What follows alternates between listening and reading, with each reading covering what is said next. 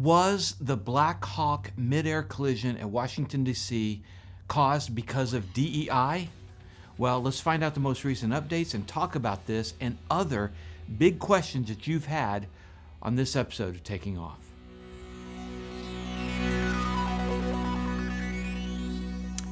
Hi, I'm Dan Milliken, and let's get the most recent updates on the midair collision when the Blackhawk collided with a CRJ regional jet on short approach into Washington Reagan National.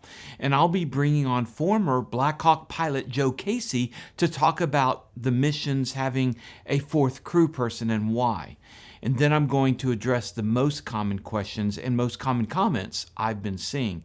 And before we get going, real quick, I'm splitting off this channel and creating one just for the hardcore aviation content, and it's going to be called In the Hangar. And I'll have a link to that new channel at the end and pin a comment at the very bottom there.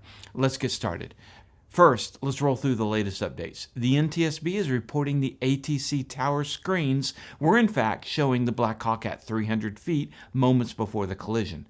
The radar screens generally display altitude in hundreds of feet, so 325 feet will show as 300.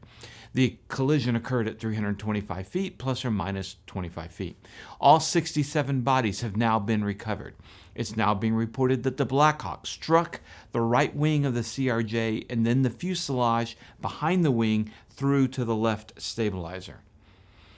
All right, other updates. 2 DCA airport employees have been arrested for copying video of the crash off the computers at the airport and releasing them to CNN. They were both released after posting bond in one case and released on his own recognizance in the other. Unclear at this time if they will remain employed at the airport. The Blackhawk helicopter has finally been removed from the Potomac River, and it's been reported that PAC 25's mission was related to the evacuation or transport of high-ranking officials known as a continuity of government exercise. As we move from updates to the most common questions, I want to bring 25-year veteran flying Blackhawk UH-60's instructor pilot and instrument flight examiner Joe Casey. After Joe, we're going to get to some of your biggest questions and comments. Well, Joe, thanks again for coming on. We just learned that the NTSB has said that the pilots were indeed using night vision. So I know they had said that there was night vision on board. Of course, that's standard, but that they were using night vision. Some people have commented, a very common question is, why are they using night vision when there's so much light pollution in a very high light area? You know, there's parts of that flight route that you probably don't want night vision, meaning that it's not really helping in that respect, but there's parts that are. And the ones closer to the ground where you're coming into a landing zone, where you're coming into an area where you're going to land, that area you do want the night vision goggles. Don't think of the night vision goggles as always bad or always good. It can be good at times and it can not be good at times. So there's times where you're looking out of under the goggle and using your scotopic vision, and there's times where you're using the goggle when you need it. In this particular case, I would have much rather had the night vision goggles on and available to me as opposed to just a pure night flight, because the night vision goggles give me an added ability as I come in to land that helicopter. Okay, another common question. Why wasn't the helicopter using TCAS or ADSB? And of course, one of the things is they did have ADSB, but a lot of people are questioning that. You know, why weren't they using TCAS, or did they have it? You know, the military helicopters, sadly, are not on the cutting edge of avionics. You would think they would have the greatest avionics there, but we did not have the greatest of avionics. A lot of times, matter of fact, what I fly today in civilian aircraft are way better, way more cutting edge than what we flew in the military. And you would think that they would have it all the way across the board, but not always so.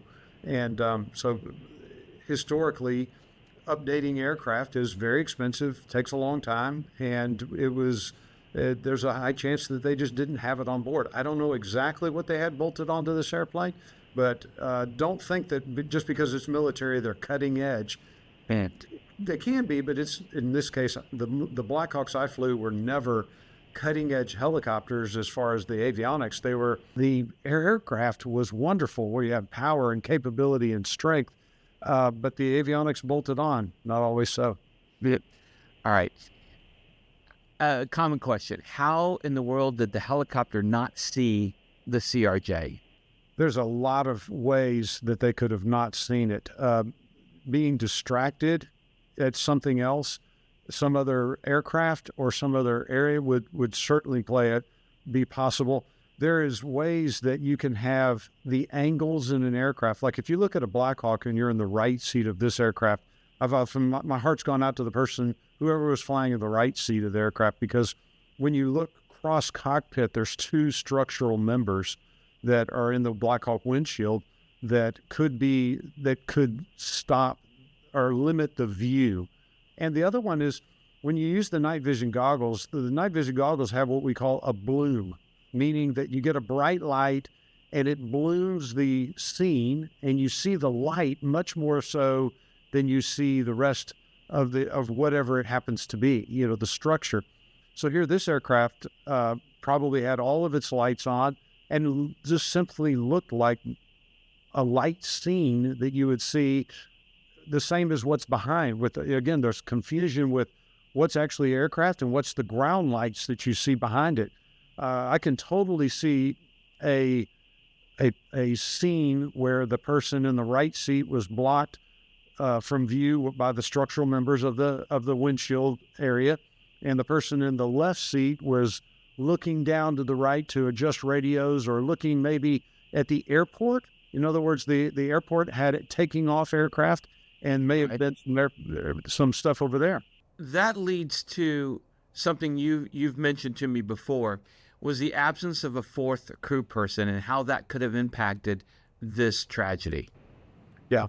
When you go back and look at Army aviation, you have two pilots and the potential of there's two other duty stations.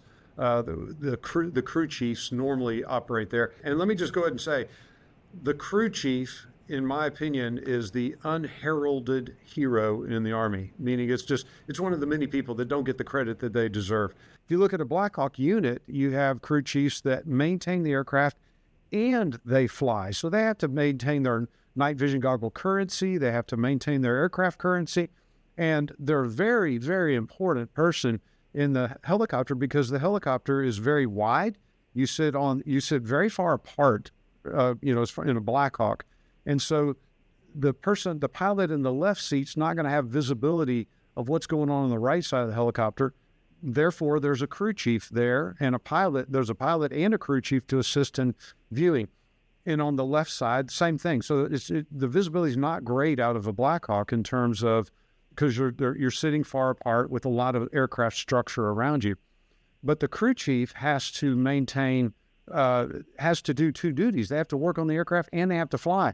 So what ends up happening in a Blackhawk unit is that a lot of times the Blackhawk units are understaffed with crew chiefs. And so if you're a manager if you're a leader in the unit, where do you put, if you have aircraft maintenance that needs to be done, the place that you would eliminate that service would be flying with two crew chiefs. So if you had a mission that was real important, well, you'd make sure there's two crew chiefs involved. But if you didn't, well, you could put one crew chief to fly and then have the other person that would have been flying go do other things on the ground, maintain airplanes, do whatever the unit needs to have. So it's a lot of times you would end up with not a person there. So one of the things that I'm hoping comes from this is that they look at the staffing levels in Blackhawk units and say, hey, these crew chiefs are working extremely hard, and there could have been a fourth person there, but there wasn't. Why? And hopefully that's a finding that they have on this, in my opinion, to really elevate the level, elevate the honor that goes to that crew chief, because I think they're performing a very, very important task by flying in the aircraft and doing the maintenance on the aircraft. Then if you've only got one crew chief, traditionally, is there a position that one crew chief will sit versus two? Almost all, It's not a rule or a law or anything of that nature. They could sit in either seat, but I've just traditionally seen that if there's one crew chief, they jump in the right side. There's The right side. So the left side would have been the seat that would have seen the CRJ. I'm anxious to see where that. To me, one of the things that's going to come from this is I'm going to bet. I mean, if I were a betting man, I bet that that third crew member, that crew chief, was in the right side, leaving the left side open, which would have been a place that, had there been a crew chief there, they would have potentially been able to see the aircraft, alerted the pilots, and let them know. And in very, very dense airspace like this, on a training flight, so an evaluation flight such as this, that fourth crew member could have been the difference. And oftentimes it is the difference to have that job that crew chief does is very, very important. They're the eyes and the ears of the pilot from anything cockpit backwards. Joe, one common comment that we see is that Captain Lobach was inexperienced. She shouldn't have been there. One comment reads that she had 450, not 500 hours. Stop rounding up. She was a rookie. As a Blackhawk pilot, what would you say to that? I'd dismiss that. A Army helicopter training, it is the best in the world. It is some of the finest training that exists. And a pilot that goes through IERW, initial entry rotary wing training, and then goes on to their unit and gets training, is some of the best training on the planet. It is absolutely. So if you've got 450 hours of flight time, you're more experienced, a better pilot than a person that is trained in a less structured environment. Somebody comes out of flight school with 100 to 150 hours, and then they go to their unit where they're going to fly 100 to 150 hours a year. So at 450, this is equivalent to a pilot flying, 3 to 5 years worth of flight time. You're talking about an experienced aviator that was submerged in that in aviation, in military aviation. I've had some of the finest pilots I've been around that have been in that arena. This would be a pilot that would be soon to be upgraded to a pilot in command position. I would dismiss any thought that this is a lesser pilot or a pilot doesn't have the experience to be in that position. Absolutely, that pilot had at that hour level, no problem at all. Thanks, Joe. And as we move to your most common questions and comments, I want to make a quick point. I believe that we should avoid emotional legislation. We should have a thorough look at all angles and determine the problem so that we can implement the best solution. And I say this because here we go. The biggest comment, and this can be a can of worms, but I'm going to open it and address it. This was DEI's fault. I have very particular views on DEI, and I've posted a video 10 months ago on a specific class action lawsuit, the Andrew Brigida lawsuit brought against the FAA specifically for racism in its hiring because of DEI policies. And I'll say it again like I did in that video. Racism is stupid and wrong. Racism is a real problem. DEI is racism, where you hire based on race, excluding one race for others. It is absolutely wrong to fight racism with racism. And in safety critical jobs, hiring the best people for the job is imperative. For those defending DEI, let me quickly add, please don't accuse me of being racist simply because I believe DEI is a wrong solution to a real problem. Instead, let's talk about possible good solutions. That's the conversation we need to have. So the question becomes, was this crash the result of DEI? Well, that's exactly why we need a real and unbiased investigation. Was it a DEI hire that stupidly created the helicopter routes within 100 feet of separation from landing airliners? We don't know yet. Was it DEI hires in a tower from supervisors to the actual controller on duty? We don't know yet. Please don't jump to speculation. Let's instead find out. Was it a DEI hire flying the Blackhawk? We don't know. Maybe she was a competent pilot skilled at the controls and just had a bad moment. No pilot is perfect, even the greatest. Or was she incompetent and pushed to fly because she was a member of a disadvantaged group? We don't know yet. We need an investigation, not one where you decide on one point of view or the other and then go in investigating to just prove your side, but an objective investigation. That way, we can address the real problem and save future lives. DEI is a fair question to be asked and answered eventually, but it's not a conclusion this early on. On that line, many comments about the pilot, Captain Rebecca Lobach's social media being scrubbed. The answer? Yes, it was. Sources report she was active in the LGBTQ community and her family was concerned about the DEI talk. Other comments like, female pilot, end of story. Okay, this is flat out wrong and a stupid comment.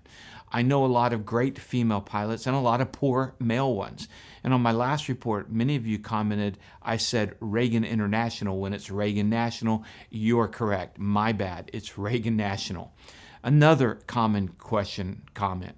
Was it the same crew on Pat 11 with the close calls in the same area the day before? We don't know, but it's a great question. Next common question. Tower, while notifying Pat 25 of the CRJ, never notified CRJ of Pat 25. This is correct. He didn't. Should he have? Yes.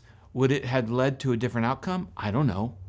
People have commented on hearing the tower supervisor sending one controller home early or the tower being understaffed. There were 5 controllers on duty. The one guy listening to the tape, he didn't sound overwhelmed to me, but maybe another controller working at the same time helping him. He might have had time to call out the traffic to the CRJ, and I'm sure that's going to be investigated. So those are the updates and your most common questions and comments. If you like aviation content, we just split the channel and are keeping this one taking off primarily aviation news. The other one will be flying aviation issues, training, and safety. And if you like that content, we'd love to have you subscribe to it here. And we'll also put a link in the comments. So we'll be posting 2 or 3 videos a week there. And also, I'd like to thank our sponsors like Clemens Insurance for making it possible to do these reports. Clemens Insurance saved me over $1,000 when I switched to them on my airplane policy. They handle all sorts of insurance. I really appreciate you guys watching. And if you want to see how night vision affects flying, Joe Casey gave us a really good report a couple of days ago right here. Thanks again, stay safe, and remember, superior judgment trumps superior skills. Bye.